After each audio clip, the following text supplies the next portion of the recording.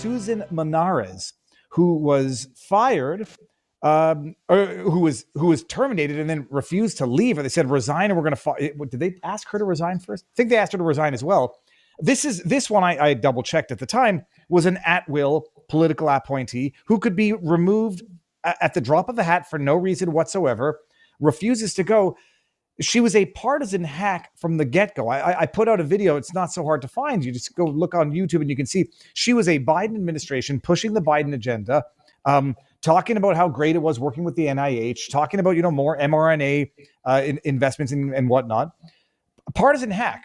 How the hell did she get into this administration, Robert? Oh, Bill Cassidy.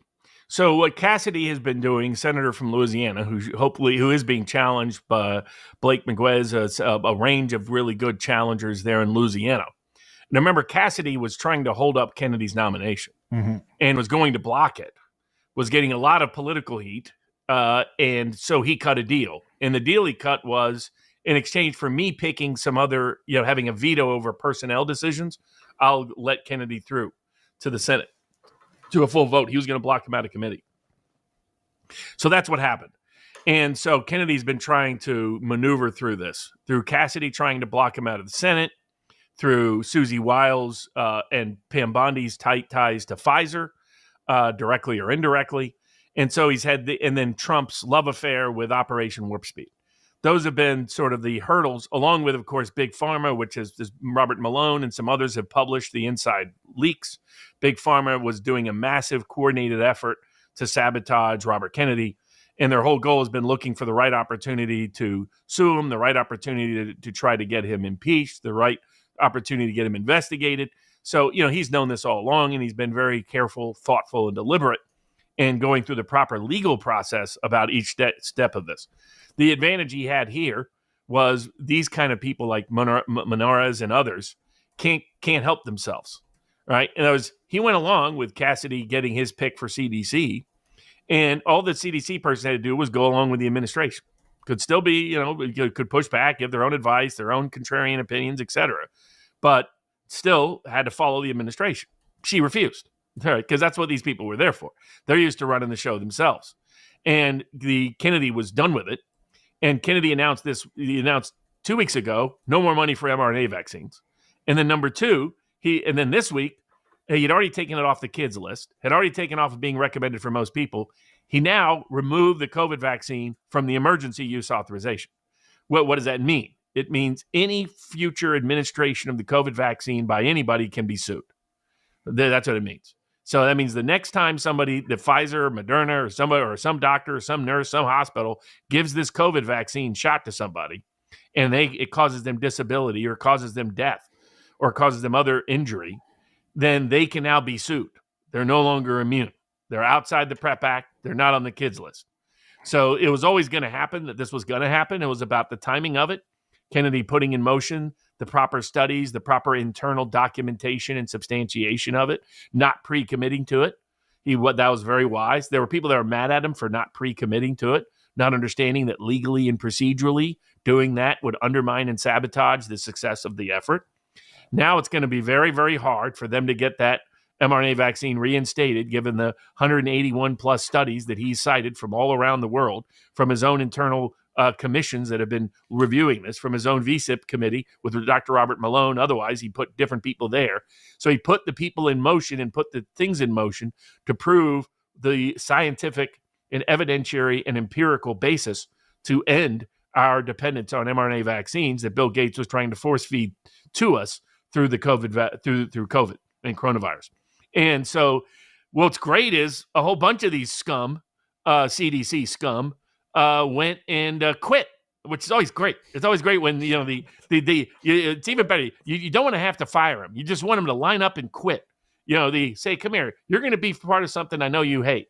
So cheerlead for this on TV. No, you're going to quit. Okay, good luck. See you later. Bye-bye. Well, I mean, we started the show off with that Dr. Demento, that perv who's literally wearing, pentagram. Literally named Dr. Demented? No, it's Dr. Dimitri. Sounds like Dr. Demented. Well, they call him Dr. Demento, but this is one of the guys who's quitting because he's convinced that 6 months to 2-year-olds need this COVID shot, and RFK Jr. is putting people at risk. I mean, what we're witnessing the CDC do, or RFK Jr. do at the CDC, is what we should be seeing Kash Patel do at the FBI, but he hasn't done it. And I've been giving them the benefit and of the Pam doubt. Bondi at DOJ and hasn't done it. So, I mean, basically, now you've had 4 CDC principals. I don't know what their names are offhand. The more the merrier. I hope all those people that lined up to cheer for him, just like all the people that lined up to cheer for Merrick Garland, they should go through and look at every single one of them and fire every one of them. They're bums. They're corrupt bums, and a lot of them should think long and hard about how public they want to be. Because remember, all you CDC folks, Biden pardoned Fauci. He didn't pardon you. So keep that in mind.